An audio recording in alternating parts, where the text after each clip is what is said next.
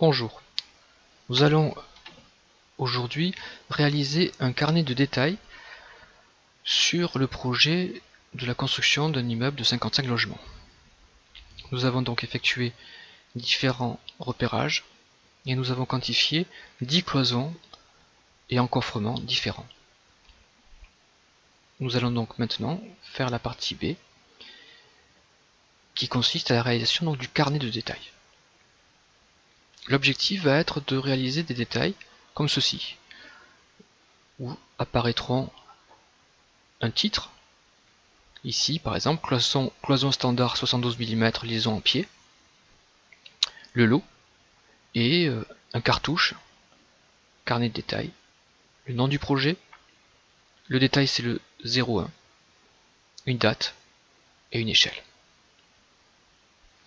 Pour cela nous allons donc travailler sur AutoCAD et vous allez pouvoir lancer votre premier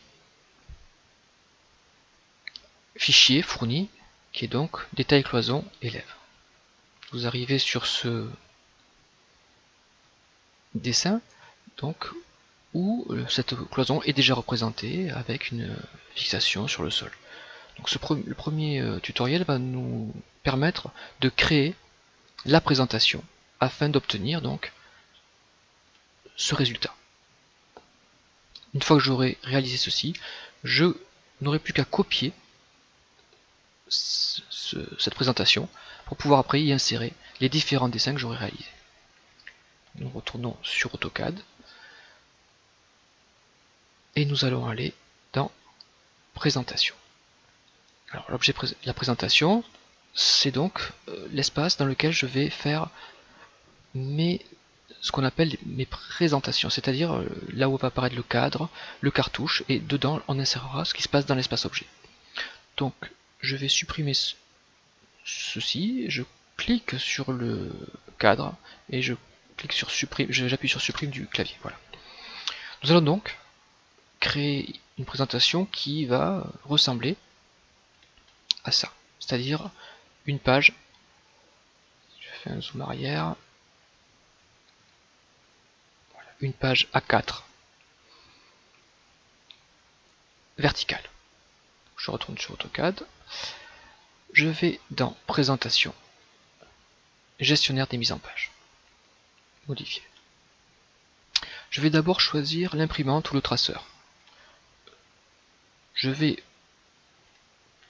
toujours choisir DWG to PDF, c'est-à-dire que tous mes fichiers DWG, quand j'appuierai sur imprimer, eh bien, se transformeront en fichiers PDF que je peux après garder dans un dossier de projet ou imprimer si je le souhaite. Ensuite, le format, on a dit qu'on voulait du A4, donc on va prendre un ISO. Choisissez un ISO A4 classique, donc 210 par 297. Voilà. Voilà, ici vous avez choisi le bon. Vous aurez une petite marge blanche autour du hachurage. Je vais pour les tables de style choisir monochrome.